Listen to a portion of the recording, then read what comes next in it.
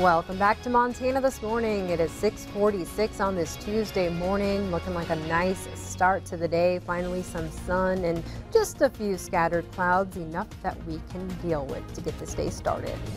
Our top story this morning, for the second time in 2 days, the Billings Police Department is involved in yet another shooting where a suspect is shot and killed. The most recent shooting happened around 2 o'clock this morning at the Lucky Lil's Casino at 15th Street West and Grand Avenue. The suspect was taken to a hospital and died there.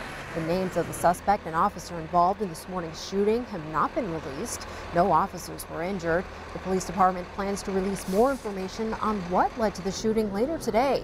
Join Q2 on Facebook for a live streaming of a police department press conference at 8 o'clock this morning.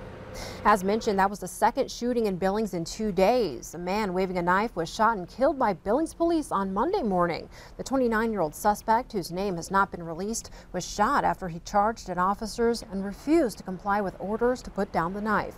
Officers were called to the Sandro Apartments on North 32nd Street in downtown Billings. They received reports of a man screaming and swinging a knife around in his apartment. When police arrived, the man began throwing knives at the officers. They were unsuccessful at tasing the man through a broken window, so they set up a perimeter and began to approach the man's apartment. Chief Rich St. John says that's when the man stormed out of his apartment toward the officers with a knife in hand. The officers told him to drop the knife as they began to retreat, but he did not listen. One officer deployed his taser, and moments later, another officer fired 3 shots. What I see is erratic behavior, why I don't know, and I have somebody charging our officers with a knife. I see them trying to retreat and trying to use less lethal, and unfortunately, we had to use lethal in this situation. The man was shot a total of 3 times and he died at the hospital. The officer who tased the man, as well as the officer who shot him, were both placed on administrative leave per department protocol. Turning now to the day's national headlines, the president is lashing out after the FBI raided the New York home and office of his longtime attorney, Michael Cohen. Federal investigators seized documents and other materials yesterday as part of a referral by the Office of Special Counsel Robert Mueller. The evidence seized was part of an investigation into possible campaign finance violations and included communications with the president. Facebook CEO Mark Zuckerberg testifies before Congress today about data privacy. In prepared remarks released yesterday, Zuckerberg apologized to its users, saying the company didn't do enough to prevent its tools from being used for harm.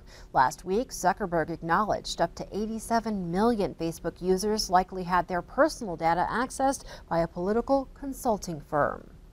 Back here in Billings, the city will move forward with an effort to transform downtown, but it comes without the full support from the city council. In a close 6-5 vote late Monday, the council voted to invest $100,000 for the development and planning of the One Big Sky project. Those who spoke against it took issue with placing the burden of the project's future on the taxpayers, saying the funds could be better used elsewhere. This is as narrow of a margin as we can get, and I regret that because I think this needs to be we need to have a broader base of support. That's a narrow base, and so I hope we can work together to either build that base or move in some alternate direction. But I think it's just very important that we really work together as a community, and I hope those who voted against this would agree with that. Some things take time. This is a 5, 10, 15, 20-year endeavor. And to think different, I don't think we're being, honest with ourselves. The East Billings Urban Renewal District, when the master plan was done, we all looked at each other and said, this is a 20, 30-year undertaking. So it will take time, but it's done so that it can provide a platform for action.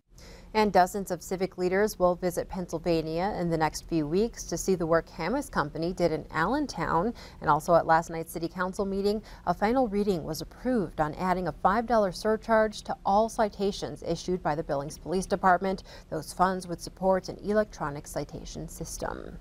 Elsewhere, a state judge has blocked enforcement of a Montana law that bars certain nurses from performing abortions in the state. The ruling opens the doors for expanded abortion services nurses in Montana. District Judge Mike Minahan of Helena says the law should not be enforced while he decides if the law should be struck down permanently. Last week's ruling comes in a case filed by an advanced practice nurse in Whitefish. Minahan said it could take months or years to decide the case and that there's no evidence that qualified nurses cannot safely provide abortions. He says enforcing Montana's bans on nurses performing abortions may even violate the privacy rights of Montana women. State lawyers wanted to keep the ban in place while the suit was decided. Meanwhile, a leader with Helena Industries board of directors is speaking out about the organization's decision to close its doors. The nonprofit announced last week it will shut down operations on Friday. It has served people with developmental disabilities for more than 40 years. Board Vice Chair Chuck Seifert says Helena Industries had been struggling for some time. He says leaders looked at options to reorganize or make further cutbacks, but there was no way to overcome the loss of a state contract due to state budget cuts. Case management revenues helped pay for other services offered by the nonprofit. Oh, it's terribly painful for everybody on the board. I think I can speak for everybody that this was not what we were wanting to do. It got to a point where we realized there was no other options.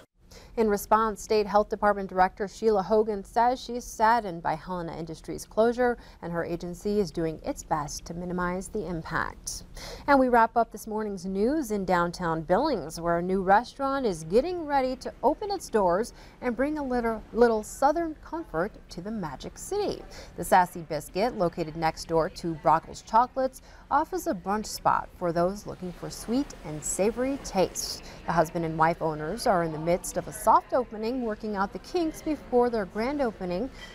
Chicken waffles, and biscuits and gravy, and flavors you wouldn't normally find in Billings make up the new fare. I wasn't sure how it would be received. It was a little nerve-wracking at first, and to know that we've gotten such good responses thus far is just really encouraging, especially with so much time and energy and effort that we've put into trying to bring something unique and special to Billings. They take that first bite and I see their face like their face melts, like flavors pop into your mouth and they go well together. You get sweet and savory, and like I never knew this combination could go together. Ed, those waffles are calling my name. I love waffles. Victoria. Come eat me. Throw some strawberries on me. But no, everything there looked really good. And I just might have to send my husband there if he wants his biscuits and gravy. One time I tried to make it for him and he looked at it and said, "What did you do?" So I'm still bitter over that. So I still refuse to make him biscuits and gravy. But it looks like there's a good place in town where he can pick some up now. That could very well be the place. The solution, too. Yeah, that's for sure. Bringing marital harmony and good food to Billings.